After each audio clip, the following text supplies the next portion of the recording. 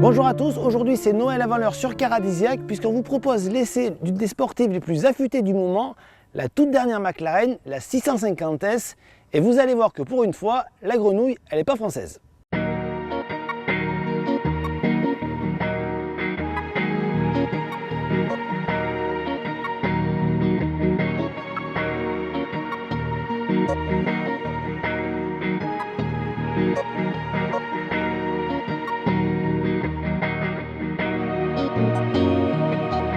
Trois ans après le lancement de la MP4 12C, McLaren revoit sa copie avec donc cette 650S. Alors qu'a-t-elle de plus que l'ancien? Tout simplement une face avant complètement repensée qui s'inspire de la P1.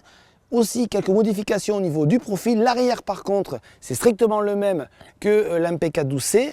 On retiendra également que ce changement de look et de design, bien sûr c'est pour satisfaire les clients, mais pas seulement, puisque ça apporte 24% d'appui supplémentaire, preuve que chez McLaren, tout ce qui est beau est utile. L'ambiance intérieure est très moderne, notamment au niveau du design des buses d'aération. Sur la console centrale en haut, on trouve un écran multimédia qui sert, avouons-le, à rien quand le soleil y réfléchit dessus. Sur la partie basse, c'est tout ce qui est dédié au réglage de la voiture. Il y a deux molettes. Vous avez normal, sport et track pour faire du circuit. Enfin, tout en bas, entre les deux sièges, ce sont les commandes de la boîte de vitesse.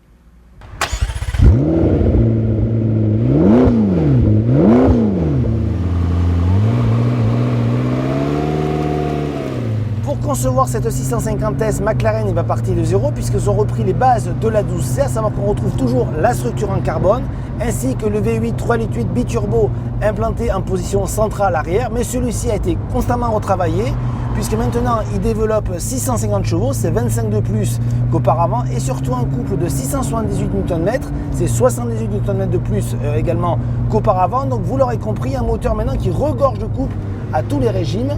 Au niveau du comportement, on retrouve également l'un des éléments clés de la 12C, à savoir son aileron arrière. Avant, il avait un but uniquement d'aérofrein. Maintenant, il a toujours celui-ci, mais en plus, il est actif, à savoir qu'il se positionne différemment selon votre comportement et le type de conduite que vous pouvez avoir. Quelques chiffres également. Donc, un 0 à 100 abattu en 3 secondes, un 0 à 200 abattu en 8 secondes 4 et une vitesse de pointe de 333 km/h. Autant dire tout de suite qu'on n'a pas réussi à contrôler ces chiffres car on est uniquement sur route pour cet essai de la 650S. Mais on va vous dire quand même quelque chose, c'est qu'est-ce qu'on en pense? Mais qu'est-ce qu'on en pense? C'est tout simplement de la balle. En clair, écoutez, déjà il y a un bruit.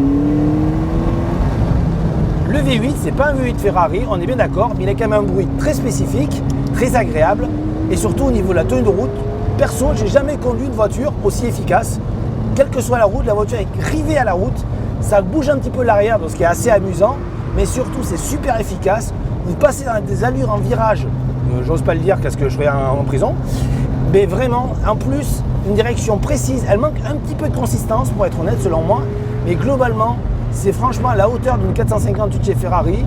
Peut-être pas la spéciale car elle est plus radicale, mais vraiment cette 650S, c'est une F1 sur la route. Alors je ne m'appelle pas ni Nico Rosberg ni Lewis Hamilton, mais je peux vous dire qu'avec ça, vous prenez un pied, mais un pied.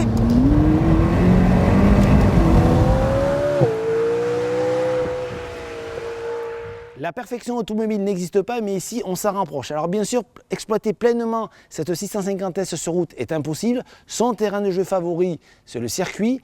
Quasi parfaite, moi j'ai trouvé deux petits défauts. Une ergonomie encore un peu perfectible et une direction peut-être pas assez consistante. Mais bon, je suis peut-être trop exigeant. En tout cas, si vous avez craqué comme moi pour cette belle verte, il faudra débourser 257 000 €.